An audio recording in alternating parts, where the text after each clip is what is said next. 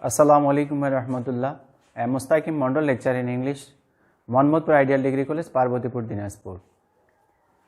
How are you, dear students? Hopefully you are well. I am fine too by the grace of Almighty Allah. Dear students, today I am going to discuss special words or phrases. In the last class I discussed part 1, but today I will discuss part 2, special words or phrases.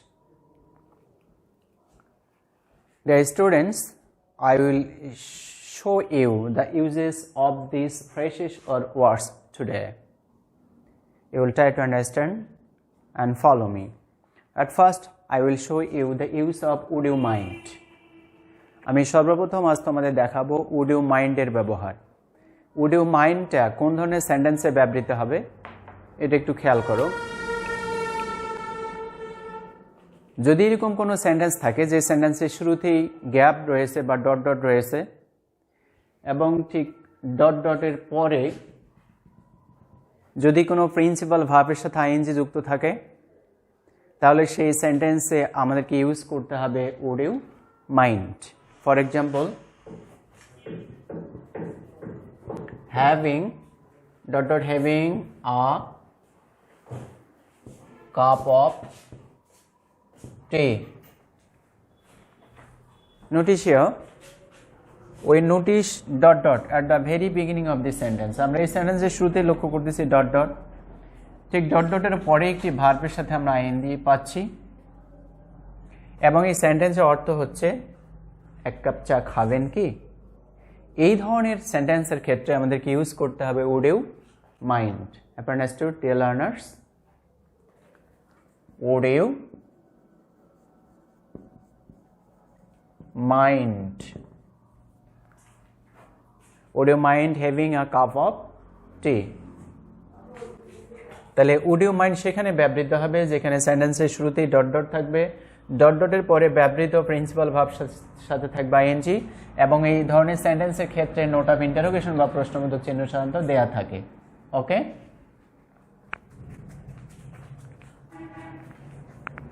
Next I am going to show you the use of have to, has to or had to.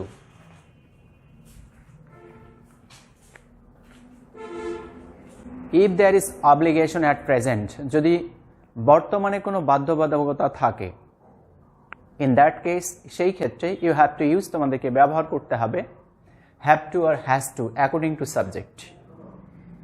If the subject is third person singular number, you have to use has to, or other subjects you have to use have to.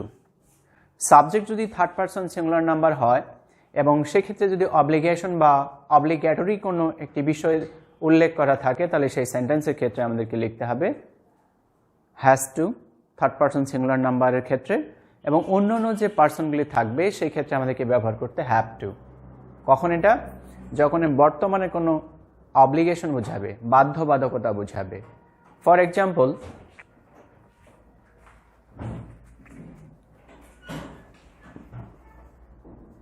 my college is very far away. My college is very far away from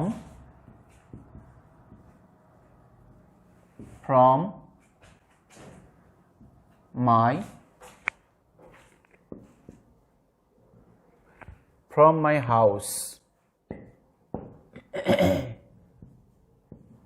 So I dot dot cross a long way. Notice there are two sentences. এখানে দুটি বাক্য রয়েছে। One is my college is very far away from my house. আমার বাড়ি থেকে আমার কলেজের দূরত্ব অনেক বেশি। So I dot dot cross a long way. তাই আমাকে একটা দীর্ঘ পথ অতিক্রম করতে হয়, পাড়ি দিতে হয়। এটা হচ্ছে অব্লিগেশন ফর মি, আমার জন্য এটি বাধ্যবাধকতা।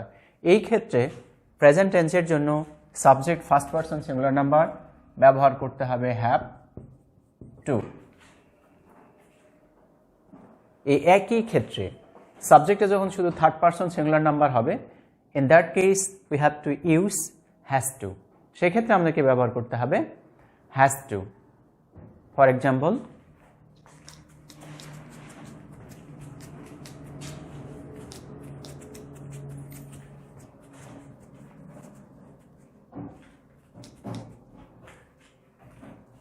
he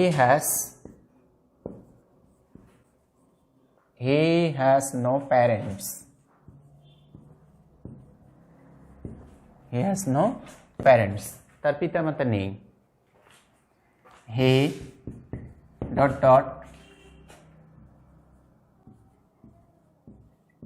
carry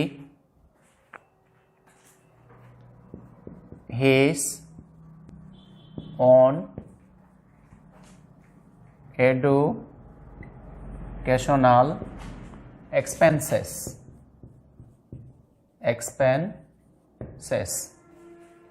Notice here, he has no parents, তার কোনো পিতামাতা নেই।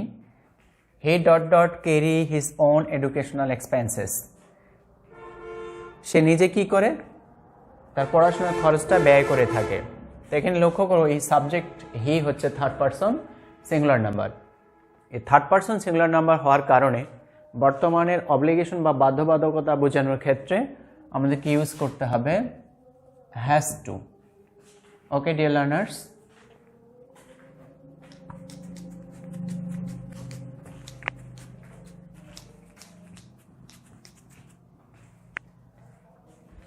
again, if this obligation signifies past tense, যদি এই বাধ্যবাধকতা অতীতকে বোঝায়, সেক্ষেত্রে ইউ হ্যাভ টু ইউজ, তোমাদেরকে ব্যবহার করতে হবে হ্যাড টু। বাধ্যবাধকতা বর্তমানের ক্ষেত্রে আমাদেরকে ব্যবহার করতে হবে হচ্ছে হ্যাভ টু আর হ্যাজ টু, কিন্তু যদি অতীতের বাধ্যবাধকতা বোঝায় সেক্ষেত্রে আমাদেরকে ব্যবহার করতে হবে had to. For example,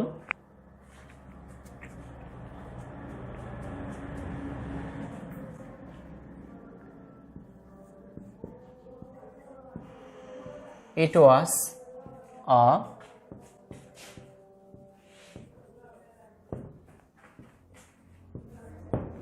was a Hartal day, so he ...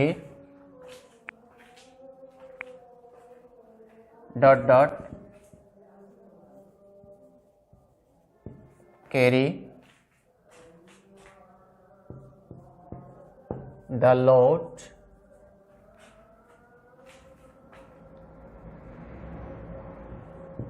on his arms. Notice here, it was a Hartal day, এটি ছিল একটি হরতালের দিন। So he ... carry the load on his arms, তাই তাকে হাতে করে বাহুতে করে লোডটি বহন করতে হয়েছিল, বোঝাটি বহন করতে হয়েছিল। এটা অবশ্যই পাস্টের একটি সেন্টেন্স। এই পাস্টকে সিগনিফাই করার জন্য তোমাদেরকে ব্যবহার করতে হবে হ্যাড টু। তাকে বোঝাটি বাহুতে করে বহন করতে হয়েছিল, অতীতের বাধ্যবাধকতা বিধায় এখানে ব্যবহার করতে হচ্ছে had to.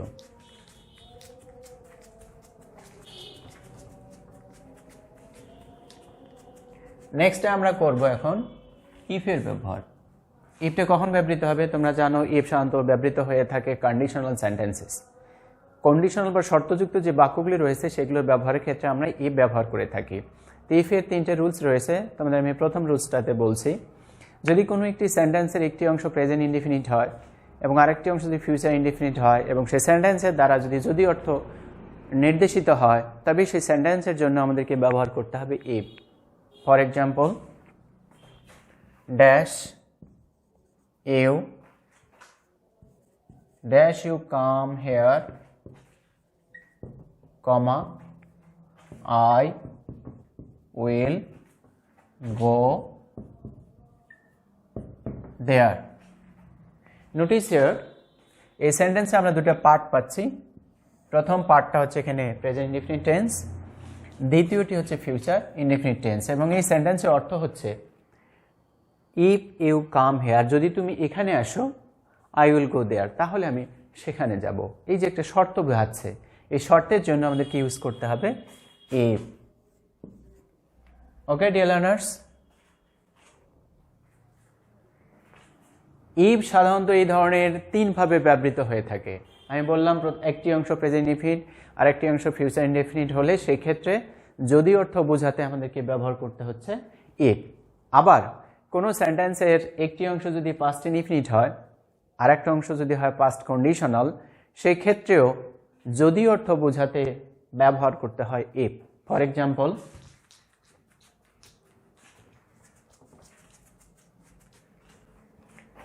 dash you in dash you invited me, I would go. There are two parts in this sentence. এই সেন্টেন্সে দুটি অংশ রয়েছে, one is past indefinite and another one is past conditional, এবং আনডাউটেডলি নিঃসন্দেহে এখানে যদি অর্থটি বোঝাচ্ছে, এবং যদি অর্থ বোঝানোর জন্য আমাদেরকে ইউজ করতে হবে ইফ।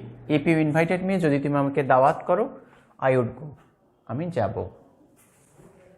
দাওয়াত করতে, যদি তুমি আমাকে দাওয়াত করতে তাহলে আমি যেতাম। এই ধরনের কন্ডিশনাল সেন্টেন্সগুলিতে আমাদেরকে ব্যবহার করতে হবে ইফ।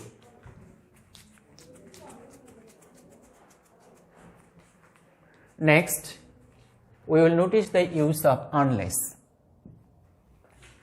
আনলেস শব্দটিও শর্ত বোঝাতে ব্যবহৃত হয়ে থাকে, তবে এই ক্ষেত্রে সাধারণত নেগেটিভ সেন্স দিয়ে থাকে আনলেস শব্দটি।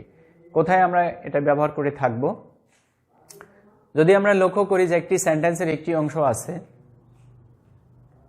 প্রেজেন্ট ইনডিফিনিট টেন্স এবং আরেকটি অংশ হচ্ছে ফিউচার ইনডিফিনিট টেন্স, এই ধরনের সেন্টেন্সে যদি না অর্থ বোঝায়, কি অর্থ? যদি না অর্থ বোঝাতে সেই সেন্টেন্সের বেলায় আমাদেরকে ব্যবহার করতে হবে unless. Example, dash you study well, comma you will fail. এখানে লক্ষ্য করো দুটি অংশ রয়েছে, প্রথম অংশটি হচ্ছে প্রেজেন্ট ইনডিফিনিট টেন্স এবং দ্বিতীয় অংশ হচ্ছে ফিউচার ইনডিফিনিট টেন্স। সেন্টেন্সের মিনিংয়ে যাও, অর্থ হচ্ছে যদি না তুমি ভালোভাবে অধ্যয়ন করো, ইউ উইল ফেইল, তুমি ফেইল করবে, ব্যর্থ হবে। এই যদি না অর্থ বোঝানোর জন্য আমাদেরকে ব্যবহার করতে হবে আনলেস। ওকে ডিয়ার লার্নার্স,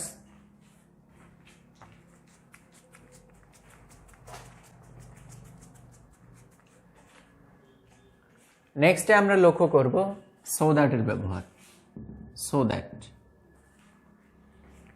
কখন এটা লক্ষ্য করব, কখন ব্যবহার করব? যদি দেখি যে কোনো একটি সেন্টেন্সের প্রথম অংশ প্রেজেন্ট ইনডিফিনিট টেন্স এবং সেই সেন্টেন্সের মিডিলে রয়েছে গ্যাপ, আবার গ্যাপের পরে সাবজেক্টের পর যদি ক্যান অথবা মে থাকে, ক্যান এবং মেয়ের পর যদি ভার্বের প্রেজেন্ট ফর্ম হয়, তাহলে সেই সেন্টেন্সের ক্ষেত্রে যাতে অর্থ বোঝাতে, যাহাতে বোঝাতে আমাদেরকে ব্যবহার করতে হবে সো দ্যাট। আমি আবার বলছি, একটি সেন্টেন্সের প্রথম অংশ প্রেজেন্ট ইনডিফিনিট টেন্স, দ্বিতীয় অংশে যদি সাবজেক্টের পর ক্যান অথবা মে থাকে এবং সেই সেন্টেন্সের জাস্ট মিডিলে যদি ডট ডট থাকে, তাহলে সেই সেন্টেন্সে আমাদেরকে ব্যবহার করতে হবে সো দ্যাট। ফর এক্সাম্পল,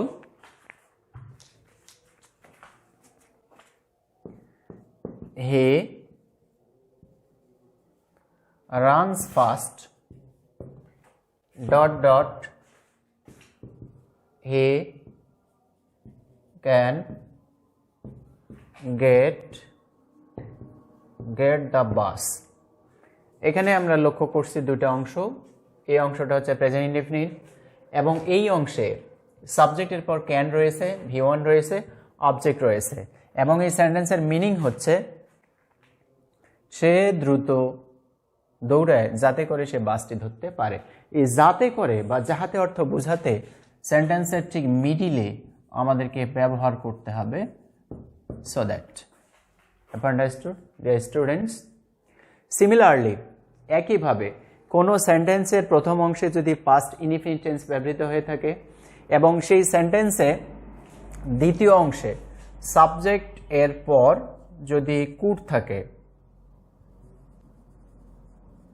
অথবা মাইট থাকে প্লাস V1 থাকে এবং শেষে ব্যবহৃত হয় অবজেক্ট, এই ধরনের স্ট্রাকচারের ক্ষেত্রে আমাদেরকে ব্যবহার করতে হবে so that.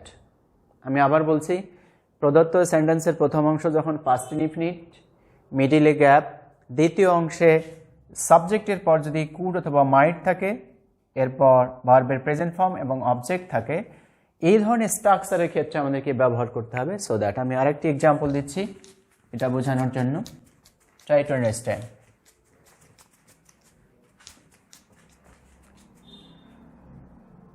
She ran fast, past tense. She ran fast, ... She could get the train. Notice here are also two parts in this sentence.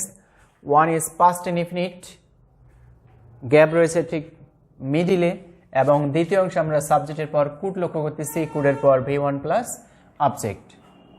এই ধরনের স্ট্রাকচারের জন্য আমাদেরকে সেন্টেন্সের মিডিলে ব্যবহার করতে হবে সো দ্যাট। ওকে,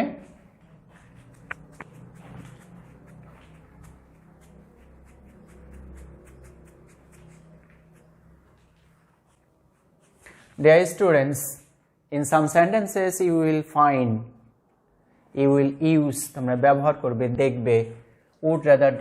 than এর ব্যবহার। এটা আমরা কখন ব্যবহার করব? would rather ... than। যদি দেখো যে কোনো একটি সেন্টেন্সে দুটি ভাব রয়েছে, জাস্ট সাবজেক্টের পরে একটি ভাব এবং দ্বিতীয় অংশে আরেকটি ভাব, দুটি ভার্বের মধ্যে প্রথম ভাবটি নেগেটিভ সেন্স দিয়ে থাকবে এবং দ্বিতীয় ভাবটিও নেগেটিভ সেন্স দেবে, তবে এই দুইটি ভার্ব বা ক্রিয়ার মধ্যে সাবজেক্ট চুজ করে থাকবে, পছন্দ করে থাকবে, প্রিফার করে থাকবে ফার্স্ট ওয়ান, প্রথমটিকে। আমি আবার বলছি, যে সেন্টেন্সে দুটি ভাব থাকবে, গ্যাপ থাকবে মিডিলে, দুটি ভার্বের মধ্যে সাবজেক্ট আবার প্রিফার করে থাকবে, নেগেটিভ দুটি ভার্বের মধ্যে, নেতিবাচক দুটি ক্রিয়ার মধ্যে সাবজেক্ট প্রথম যে নেতিবাচক কাজ সেটাকে প্রিফার করে থাকবে, পছন্দ করে থাকবে, চুজ করে থাকবে, এই ধরনের সেন্টেন্সগুলোর ক্ষেত্রে আমাদেরকে ব্যবহার করতে হবে would rather ... than। For example, he was honest। আরেকটা কথা বলে রাখি, এই ধরনের সেন্টেন্সগুলিতে সাধারণত সংখ্যায় তোমরা দুইটি বিষয় লক্ষ্য করবা। হি ওয়াজ অনেস্ট, এটি একটি সেন্টেন্স। আবার আরেকটি সেন্টেন্স লক্ষ্য করো, হি ... starve, he ... starve, then bake। লক্ষ্য করো সেন্টেন্স এখানে দুইখানা, গ্যাপ পাচ্ছি আমরা সেকেন্ড সেন্টেন্সে। সেকেন্ড সেন্টেন্সে আবার ভাব রয়েছে দুইটি, একটা হচ্ছে স্টার্ভ আর একটা হচ্ছে বেক। এই দুইটি ভাব দুইটি নেগেটিভ সেন্স দিচ্ছে। স্টার্ভ মানে উপোস থাকা, অনাহারে থাকা, আর বেক হচ্ছে ভিক্ষা করা। এই দুইটি নেগেটিভ ভার্বের মধ্যে, নেগেটিভ ক্রিয়ার মধ্যে সাবজেক্ট আবার প্রিফার করতেছে ফার্স্ট ওয়ান, প্রথমটিকে, উপোস থাকাকে। তাহলে এখানে ভার্ব দুইটা, ক্রিয়া দুইটা ক্রিয়ার মধ্যে সাবজেক্ট যদি এরকম ফার্স্ট ওয়ান বা প্রথমটিকে প্রিফার করে থাকে, সেই ক্ষেত্রে আমাদেরকে ব্যবহার করতে হবে would rather। সেন্টেন্সটার মিনিং হচ্ছে এরকম, তিনি বরং উপোস থাকবেন কিন্তু ভিক্ষা করবেন না। তাহলে আমাদেরকে ব্যবহার করতে হবে would rather। তিনি বরং উপোস থাকবেন, অনাহারে থাকবেন, না খেয়ে থাকবেন, তবু ভিক্ষা করবেন না। এখানে দুইটি কাজ, দুইটাই নেগেটিভ। স্টাব উপোস থাকা, বেক ভিক্ষা করা, দুইটাই নেগেটিভ, কিন্তু দুইটার মধ্যে যেটা অপেক্ষাকৃত কম খারাপ সাবজেক্ট সেটাকে প্রিফার করে থাকবে। আর এই ধরনের সেন্টেন্সের ক্ষেত্রে আমাদেরকে ব্যবহার করতে হবে would rather ... than। Next, no sooner had ... then. এই ব্যবহারটা অনেক সহজ। তোমরা দেখবা কখনো সেন্টেন্সের শুরুতেই থাকবে গ্যাপ, সেক্ষেত্রে দ্বিতীয় অংশে দেন লক্ষ্য করতে হবে। কোনো একটি সেন্টেন্সের ঠিক মিডিলে যদি দেন পাও এবং সেই সেন্টেন্সের যদি দুইটা ক্লজ থাকে, দুটি বাক্যাংশ থাকে, আর গ্যাপটি যদি সেন্টেন্সের শুরুতেই থাকে, তাহলে সেই সেন্টেন্সের জন্য আমাদেরকে ব্যবহার করতে হবে নো সুনার হ্যাড। আবার অনেক ক্ষেত্রে দেখবা প্রদত্ত সেন্টেন্সের শুরুতে রয়েছে নো সুনার হ্যাড ক্লজ দুইটি এবং দ্বিতীয় অংশের জাস্ট মিডিলে রয়েছে গ্যাপ। এই ধরনের বাক্যগুলোতে আমরা ব্যবহার করব নো সুনার হ্যাড নতুবা দেন, গ্যাপ অনুযায়ী, according to gap. For example, ...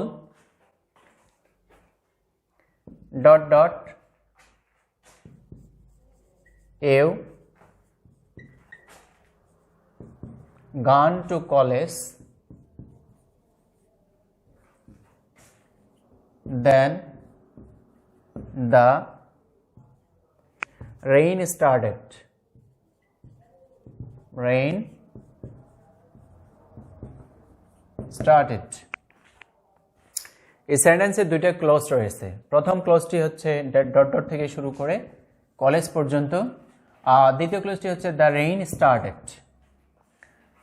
লক্ষ্য করো সেন্টেন্সের শুরুতেই গ্যাপ রয়েছে আর জাস্ট মিডিলে রয়েছে দেন।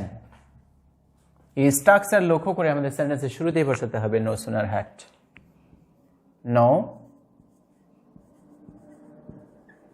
No sooner had. Understood? Similarly যদি এমন সেন্টেন্স হয় যে শুরুতেই রয়েছে নো সুনার হ্যাড আর গ্যাপ রয়েছে ঠিক এইখানে, তাহলে নো সুনার হ্যাড দেখে আমাদের এই সেন্টেন্সের দ্বিতীয় অংশে বসাতে হবে দেন। ওকে? Dear students, I am going to conclude this class and I like to invite you to notice the next classes. Now about today, Allah Hafiz.